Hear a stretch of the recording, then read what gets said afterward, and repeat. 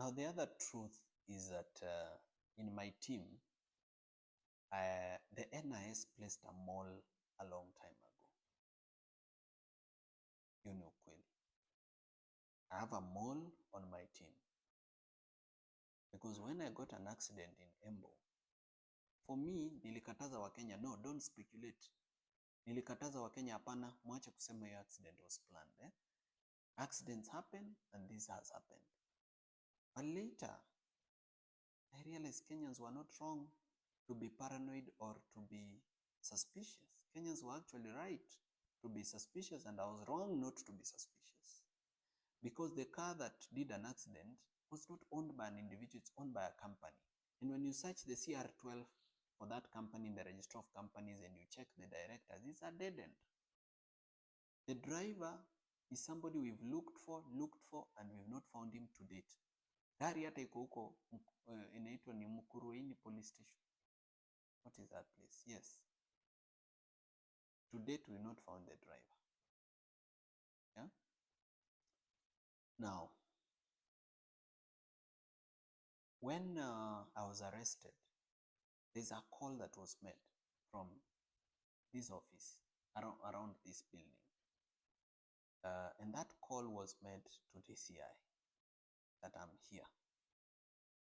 Somebody was called here, akaulizwa boss ako aliposema ako, that person called DCI. When DCI came to this office for an arrest, they didn't guess. They didn't look for my office. Remember, this compound is so big with so many offices. But they didn't look for my office. They came straight to my office as if they already had the plan and layout of the building.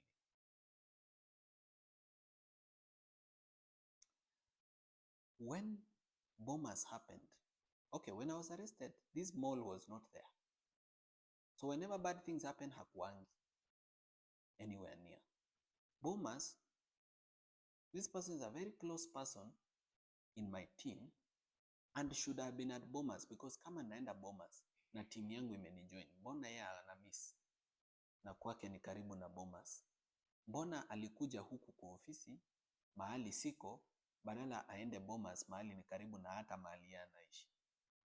So the NIS placed a person in my team a long time ago. When you research this person's history, you are not able to know which primary school they went to, secondary school. They wiped their profile clean. And the best way to hoodwink Kenyans has been, this person pretends, to criticize the government, to say bad things, to expose projects so that we can trust this person. There's been an attempt to poison my food, and I'm thankful to God that it didn't happen. Na kama singejua that we have a mall, I think by now I would be dead. But I'm grateful to God and to the various Kenyans who've been sending me information, telling me be careful about this person. And I have now become very serious about my security. I now have an advanced intelligence team that goes to the ground before I go to a public event and does, just checking what is the feeling among, For example, in Bomas, I walked into a public event which was organized by ODM and which people had been mobilized and paid money through in buses, and where there were goons paid waiting for me because I had said I'm going to Bomas. I've never been attacked anywhere in Kenya because I've never said I'm going to this place. Sijai sema leo naenda Embu, ama leo naenda Githurai, ama leo naenda Kitengela, ama leo naenda Molot Bomet. I've never said it. Hata nikisemanga nasemanga tu I'll be in Rift Valley generally.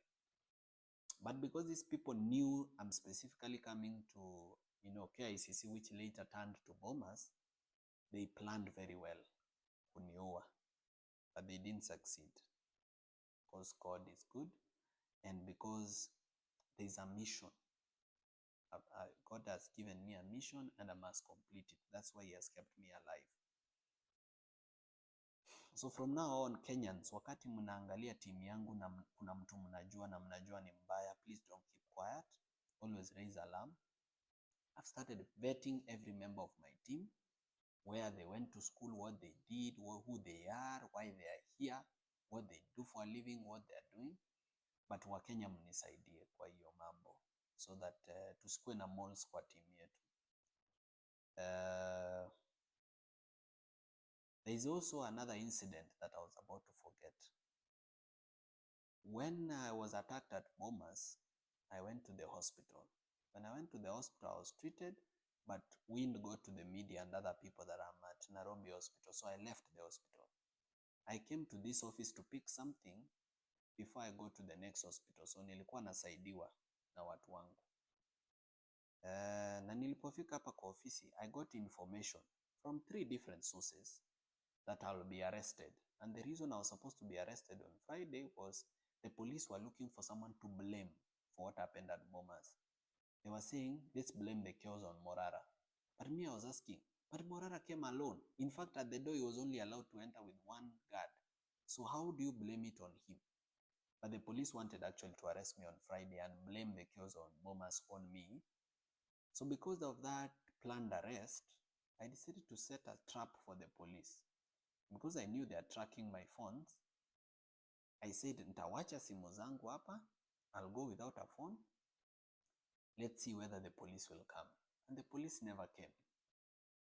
Because their mole, the NIS mole inside my team, told them ameondoka msikuje. This only goes a long way in showing Kenyans that it's no longer business as usual. My life is actually in danger and I need to be more careful than I've been. Now, the reason I had not beefed up my security, some Kenyans have been saying, sasa wewe Morara, kwani unatembea kama Mkenya wa kawaida, kwa nini usibeef up security? Why are you failing? But security is expensive. Security is not cheap. Let's say, hypothetically speaking, let's say you pay one security guard, say 20 or 25,000, for example. Just an example.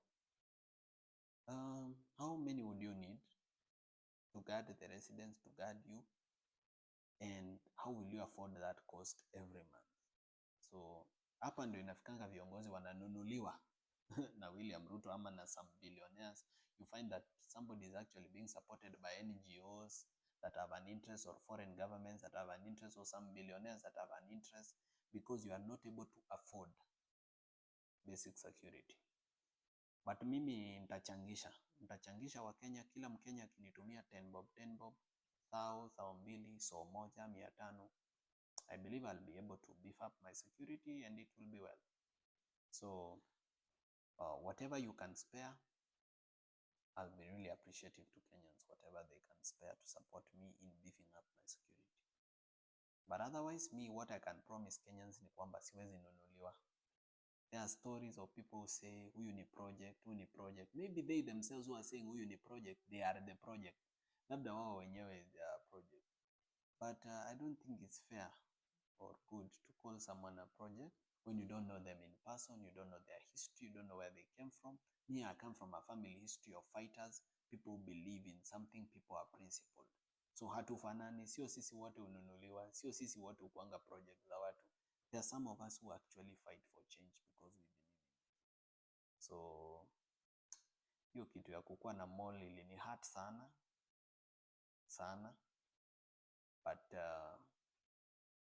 ndivyo ilivyo. Unajua sikuwa na political experience vizuri, but so unaona I'm gaining and I'm learning quickly. So hata kama nilifanya hiyo makosa ya kuovertrust watu, kuenda mahali bila intelligence, ni ukweli nilifanya makosa and I'm sorry.